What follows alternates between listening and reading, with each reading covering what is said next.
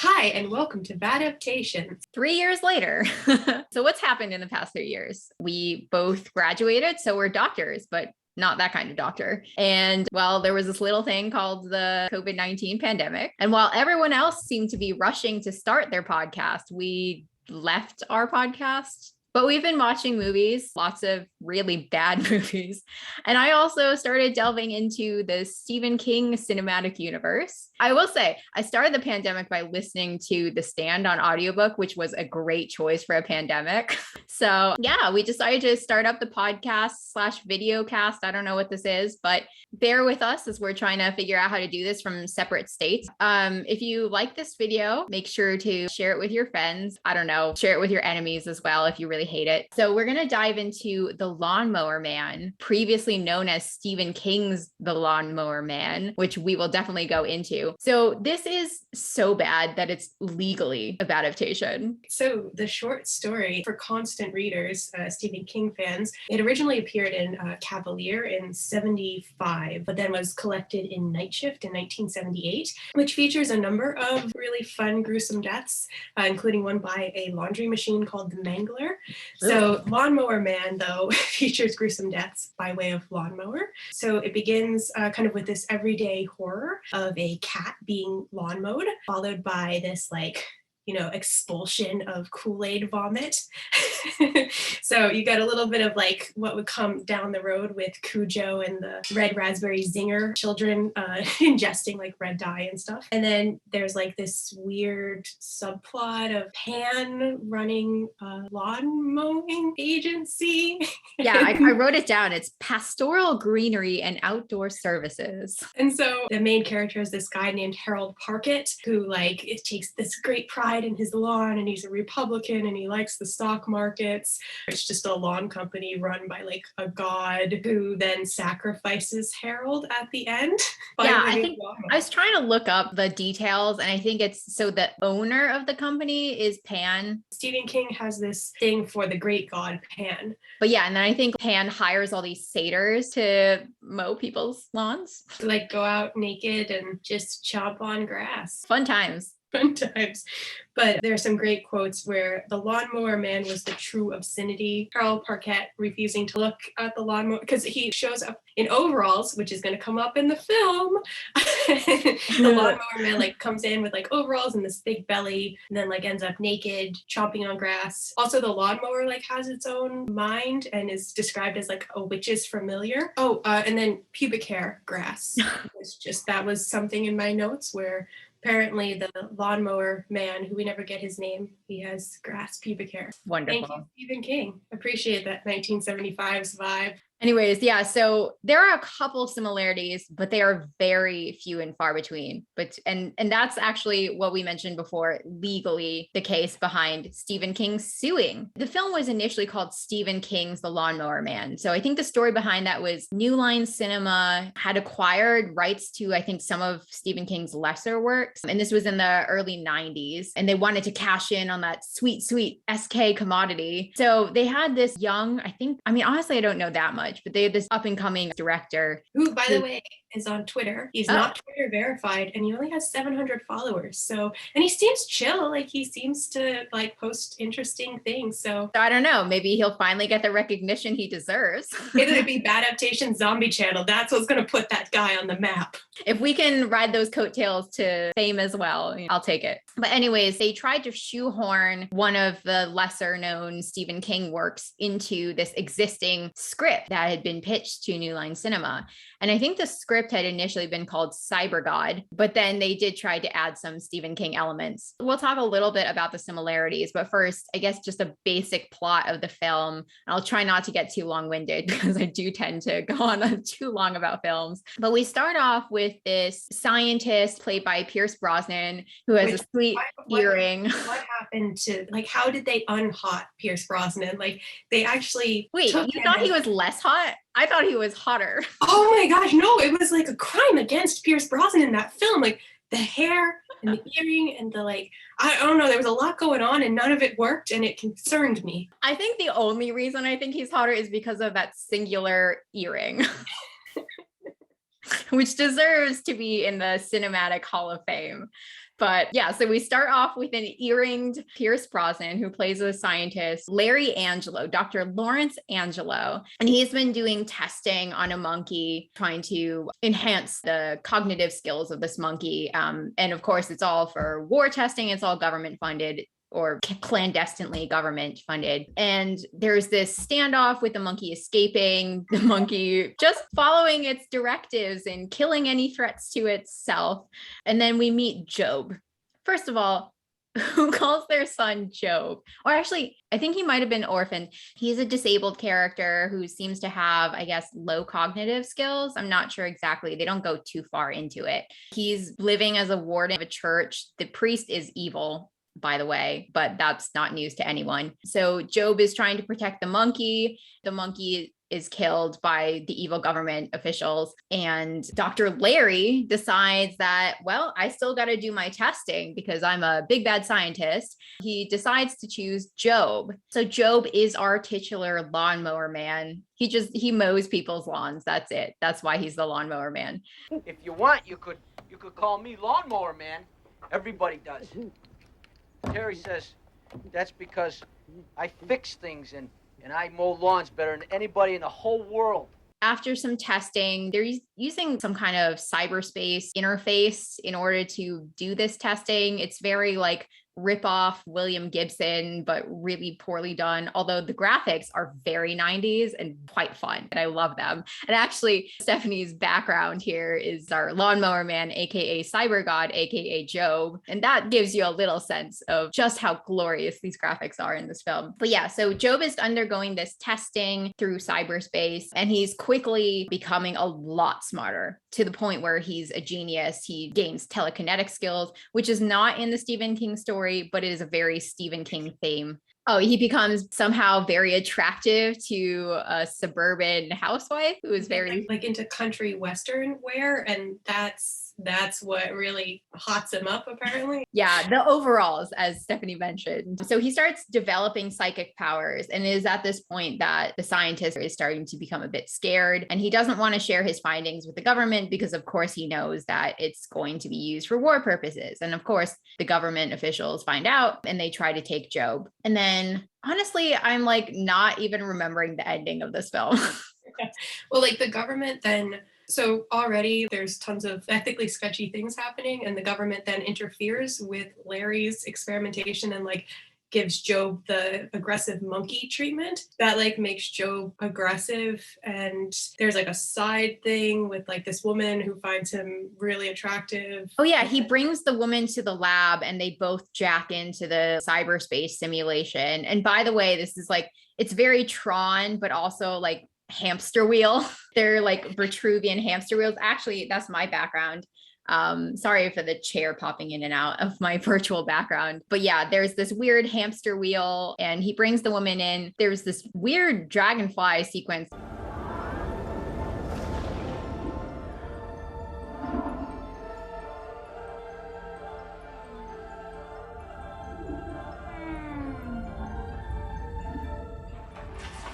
Yeah, what happens after that? Oh, there's also been this little kid that lives next door and Job mows their lawn. I think he's also involved in the testing. Like, I think he's being used as like a Ready Player 2, I suppose, to help spur on Job. And in the end, Job has become increasingly volatile, probably due to those illicit government drugs, and is on this rampage trying to take over cyberspace, basically to take over the world by interfacing with everything, and only ends up not doing this because he's trying to save the young boy. The young boy is named Peter. Yeah, so he's like the one carryover is like the Parkett family. So instead of Alicia, the daughter in the Stephen King story, it's Peter Parkett, the little boy. And by the way, if you want bad adaptations, I mean, this film is bonkers, but is nothing to Lawnmower 2. In which Peter is a weird teenage grifter, and suddenly the suburban area of wherever they are living in Lawnmower Man 1 is suddenly transformed into Blade Runner urban sprawl by the second movie, which I think was from 96. So the first film is from 92, the second film is from 96. Within the span of 4 years, we've gone from 50s suburban to 80s cyberpunk sprawl. Doesn't like Job predict, he calls himself like cyber Cyber Christ. He's like, by 2001, everybody will be hooked into me. I am Cyber God. But yeah, so the film ends somewhat happily with a young boy being saved. What happens to the dog? But then there's like a dun dun dun moment. Pierce Brosnan, whatever, creates a trap for Job. So Job gets like stuck, which is this background. Find a way out or I die in this diseased mainframe. But that's not my destiny. I have things to do, people to see, a billion calls to make. You will die in the explosion. You're trapped in here, aren't you? You're trapped right here. So he can't tap into the internets. I don't know. Then he, like before, Job said that once his birth cry, once he taps into the internets, will be the sound of every phone on this planet ringing in unison. And so Larry tries to blow up the weird Jurassic Park bomb shelter experimentation site, and it does blow up, and the boy gets out, and Larry gets out, and unnamed mom gets out. And so you think like, oh, Job got blown up. But then the end is all of these phones ringing in unison.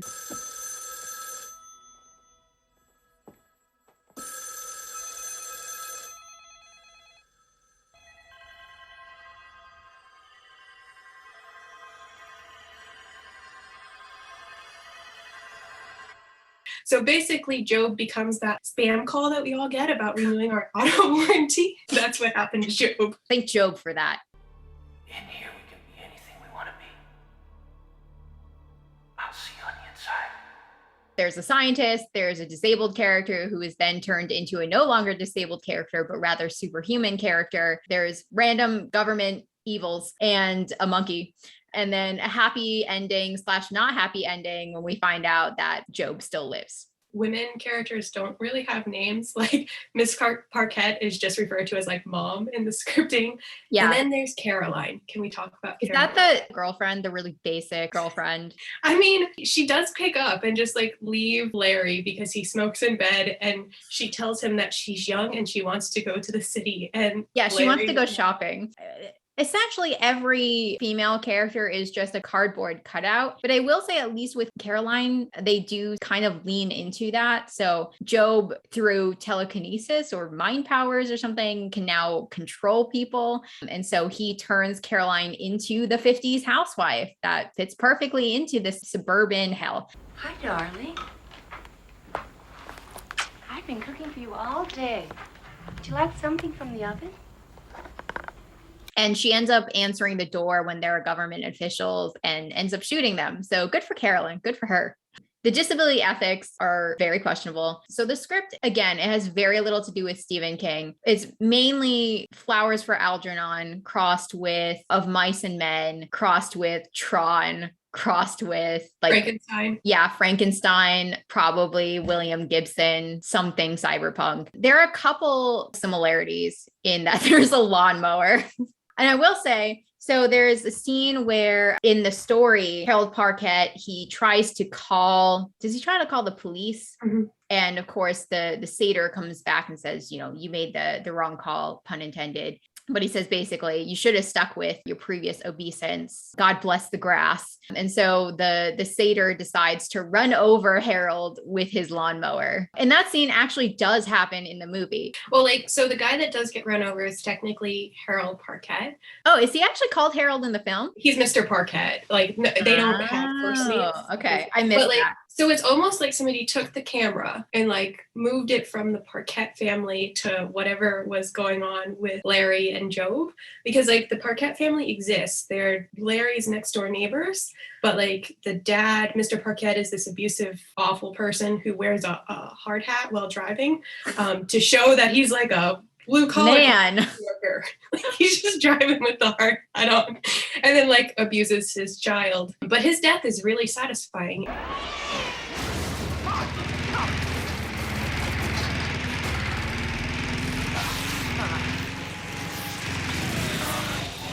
So they're the family whose cat would have been run over? Oh, no, They ran over the cat.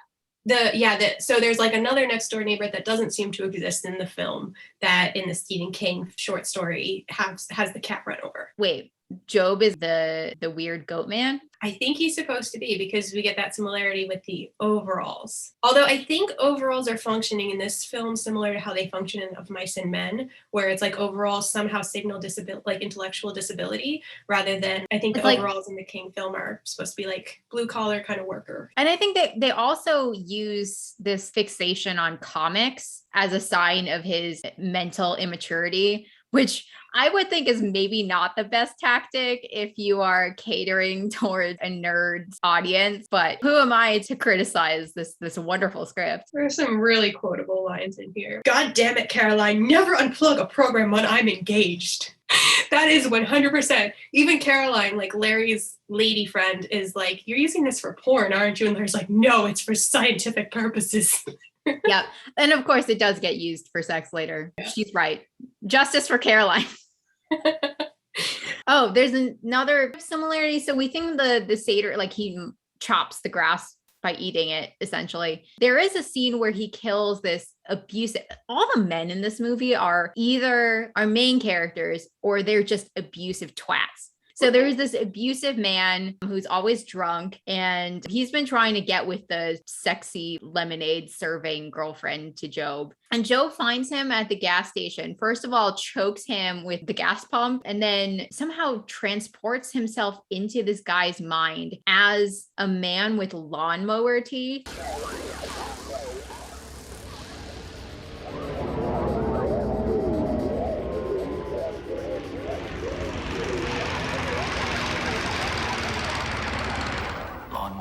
In your head now, Jake. There's no escape, ever. That's top tier trash dialogue. I love it.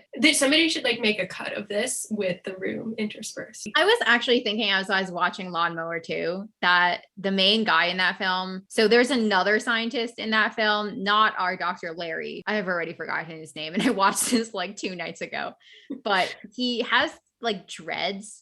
He's basically like an Adam Ant wannabe shaman, disgraced scientist. And I would say that his acting is on par with Tommy Wiseau's. I wonder if Tommy watched this film and was just like, I've got inspiration. I mean, like, I'm sorry, the lady that's really into Job's Western wear has major like Lisa vibes. Like she's got the hair and like the outfit and the acting. Also the sex scenes are like very similar to The Room. Yeah, I think I just like wiped those scenes from my brain. When did The Room come out? Hold on. Take a guess. 2000s, early 2000s? Yeah, 2003. Wow. So it is a possibility that he had seen this film. We may have just discovered this film bombshell. The Room was inspired by Lawnmower Man. I mean, I doubt it, but we can run with it. I wonder what the budget of this film was because they did have like explosions and such. So this must have been a big budget film. I mean, they had Pierce Brosnan, so they had a monkey, Bond, but a little Terminator monkey. Yeah. So going into some of the things from the story, definitely worth a read. And it's very short. And if you just Google the Lawnmower Man story, I'm sure you can find a copy of it. Or become a constant reader, drink the Kool-Aid and buy Night Shift, because it's like Night Shift is full of great short stories. Plus you get the beginning of The Stand and some really nice like COVID fiction in here as well. So, but yeah, so the number that Harold calls to get to Greenway, have you looked up this number? No. I Googled this number. It's 776-2390. Do you want to take a wild guess at what this number is for? Is it an actual phone number? Yes, it is. I have not called it. I'm just saying I have not called it. For the Satanic Temple or something? Kind of. Well, yes, and the opposite. It calls the Church of Jesus Christ of Latter-day Saints. Yeah, I guess that's the through line to some of our previous videos. Check off Mormons. If you want to summon Pan, or call some Mormons, then call that number. I don't know if it's still in operation. Don't say that we sent you. Yeah, I'm trying to think. Oh, there is one other similarity that I found between the film and the story, which is that after Harold is blown to pieces by this lawnmower, he's found in parts in a bird bath. Where's the rest of him? Bird bath. Did you say the bird bath? Bird bath. We do get that throwaway line in the film. Other than that, do you know anything more about the lawsuit? So King tends to be either really invested or nonplussed about adaptations. This one, and then of course The Shining, were two that he was pretty pissed about. Did he sue The Shining? He didn't sue, he just thought it was really poorly done, and he then financed his own adaptation, which adaptations, maybe? I don't know. It's probably... I've not even heard of that one. It has a lot of the stuff from the original novel, like the the little hedge animals that get cut, and Jack Nicholson not being there is always a plus. Oh yeah, so I just looked it up and it says his issues with The Shining are obviously well documented, but he didn't have the clout or the bankroll in 1980 to actually sue. And fun fact, Pierce Brosnan actually tried to redeem himself with another King adaptation, Bag of Bones, in 2011. So, and he has been re-hotted, I guess. He's not whatever happened in this film, which apparently he was foxy in this film. I don't know. I felt like it was sad. I don't know what happened in this film. I mean, don't take my taste as judgment for all people. I'm really just interested in that earring. Yeah, so I think I agree. Those were all the overalls. Oh, the gas station is like in the short story. Mr. Parquet sells his lawnmower to the gas station. So that's there. Miss Parquet or the Parquet family. The lawnmower is wrong though, because in the book, silver, right? It's like silver and it's also really like busted and not in good shape. And then grass. Grass is the common theme. There is grass in both the film and the short story. Apparently the lawsuit, the judge slapped New Line Cinema. This is from thespool.net. A judge slapped New Line Cinema with contempt of court, diverting all film profits from May of 1993 to King himself, as well as fines of $10,000 a day until the offending VHS covers were changed. So taking off Stephen King's from the title. While no final sum has been disclosed, King has stated he was very happy with the outcome. So all we have to do is we have to write some short stories, somehow get some company to buy the film rights, make sure that they absolutely mangle the script, and then sue them. Or lawn mow the script. What are your takeaways on this adaptation? It's obvious that the writer was into King because you get the whole like Carrie telekinesis and like the weird fixation on religion with like the engine Jesus, which I want to make. That is gorgeous, where it's just like a motor with a Jesus mounted onto it. Like Etsy shop that. So like the whole telekinesis thing, the whole like transformation seemed in line with King's overall stories. Even like it's my cat. Even like the dubious ethics felt very King-like to me, like from the Stand, right, where you have these people doing this like military experimentation, and Captain Trips gets out and kills a bunch of people. Yeah, so like the Institute kind of. And the Institute, yeah. So it's interesting because like clearly the writer had read King and was making assumptions here, but probably a King fan because there's lots of King elements in here. It just, I don't know, I wasn't into the film. Like I didn't think it was so bad that it was good. It was just meh for me. I think it was also middle ground for me. I mean, there are enough moments that you're just like, this is so insane that it's quite enjoyable, but it didn't have the lovability factor that I think something like Sleepwalkers had, which initially is actually what I wanted to review for today until we remembered that was an original screenplay by Stephen King. So it doesn't quite qualify for adaptation. But like with that film, it's so, I don't know, it's so wild. It's knowingly so. I feel like it takes itself as a humorous horror film in a way, whereas this, it is trying to do something serious.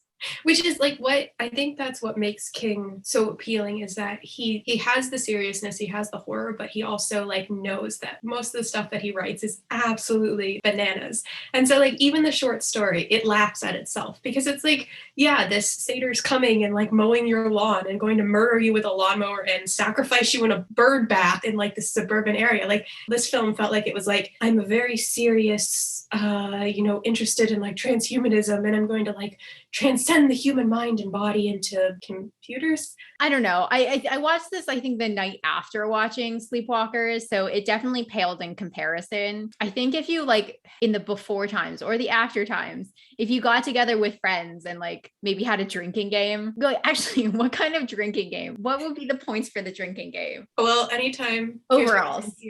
Earring, overalls, lamp of a woman, who basically is a cardboard cutout. I mean, I would say like terrible men, but then you would be instantly drunk. So You would we're gonna have have a to do litter that.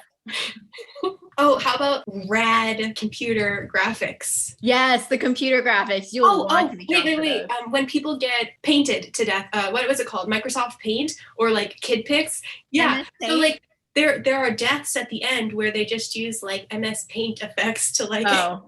they like make little people into bubbles and they just Oh my God. You didn't like that? I thought that was the best thing ever. He essentially turns these government officials into a bunch of like rotating ping pong balls. How can you not absolutely love that? This reminds me of, did you ever have computer lab like in elementary school? We had Mavis Beacon, the Like, when- typing game. Yeah, like where they would like herd you into a portable trailer with like a bunch of computers and you just learn how to compute. That's what's wrong with the youth of today. They don't have computer labs and terrible web graphics anymore. So this film was a lot, but maybe not in a good way. But I think you're right, Amy. Nobody's gonna go watch The Room by themselves unless they're like a serial killer.